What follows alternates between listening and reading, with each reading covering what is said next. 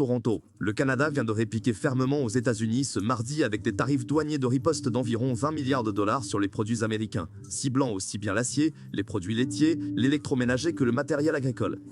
La guerre commerciale entre les deux voisins, autrefois si proches, vient de franchir un cap. Et là, c'est l'une des plus importantes relations commerciales de la planète qui vacille. Les nouvelles taxes ne se limitent plus aux biens industriels, elles touchent de plein fouet les achats du quotidien, fruits de mer, fromages, vêtements, cosmétiques ou même le papier toilette, avec des droits de douane qui grimpent parfois jusqu'à 50%. Nous n'avons pas choisi ce conflit, mais quand notre intégration économique est utilisée comme une arme au lieu d'être la base d'un partenariat gagnant-gagnant, il faut savoir se tenir debout, a martelé le ministre des Finances François-Philippe Champagne, qualifiant la situation de défi sans précédent imposé au Canada. La ministre de l'Industrie, Mélanie Joly, a quant à elle incité la population à consommer local, expliquant que soutenir les produits canadiens permettrait de préserver les emplois et d'initier un véritable mouvement de résistance.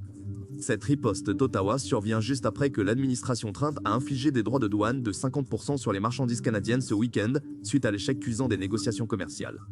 Le premier ministre canadien, Mark Carney, a directement accusé Washington de vouloir soumettre le Canada, affirmant au passage que les exigences américaines lors des négociations visaient purement et simplement à détruire nos principales industries.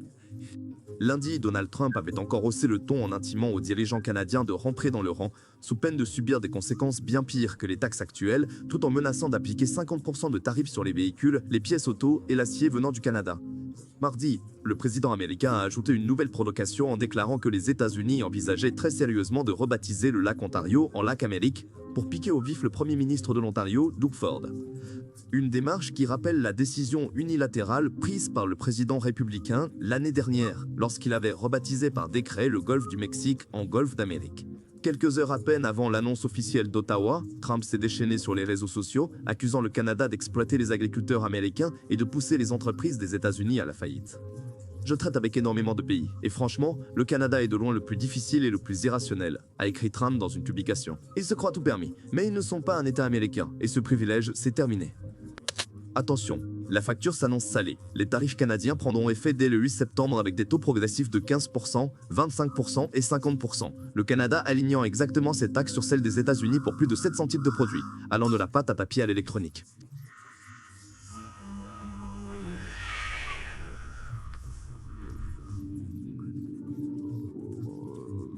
Sur de nombreuses marchandises américaines, les taxes vont ainsi doubler, passant de 25% à 50%, le secteur de l'acier et de l'aluminium étant le plus lourdement touché. Du côté d'Ottawa, on précise tout de suite que l'objectif n'est absolument pas d'engranger des recettes fiscales, mais bien de protéger le tissu économique canadien et de freiner les importations en provenance des États-Unis. Par exemple, les importations d'acier américain ont déjà chuté de 30% depuis la première taxe canadienne de 25%, et ce passage à 50% risque fort d'enfoncer le clou.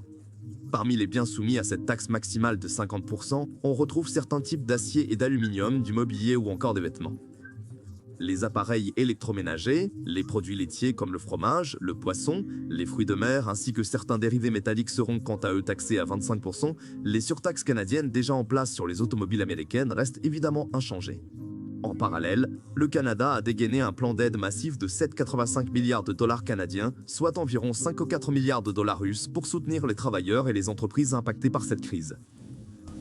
Et oui, les autorités canadiennes ne le cachent pas, ces contre-mesures vont forcément faire grimper les prix pour certains consommateurs et entrepreneurs, mais elles estiment que l'impact global sur l'économie restera modéré. Elle rappelle d'ailleurs que le gouvernement a déjà injecté plus de 30 milliards de dollars canadiens, environ 21 milliards de dollars russes, d'aide depuis le début de l'année 2025 pour amortir le choc, soit bien plus que ce que l'État a récolté grâce aux taxes douanières.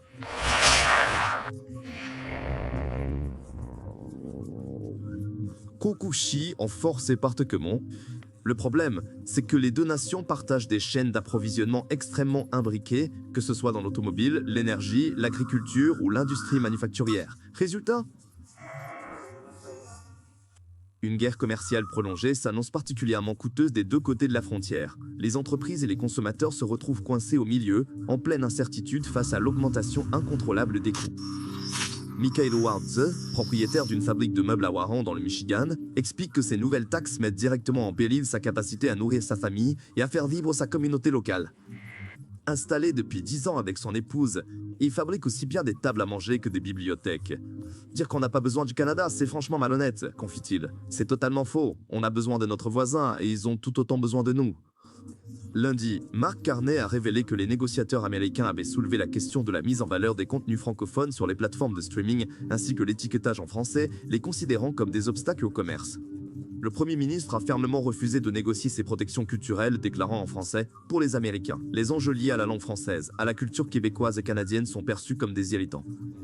Mais ici, au Québec et dans tout le Canada, ce sont des droits non négociables. » Mardi matin, dans un message posté sur ses réseaux, Trump a tenu à réagir « Je ne m'opposerai jamais au fait que les Canadiens parlent français. » En réalité, une idée aussi stupide ne m'est même jamais traversé l'esprit.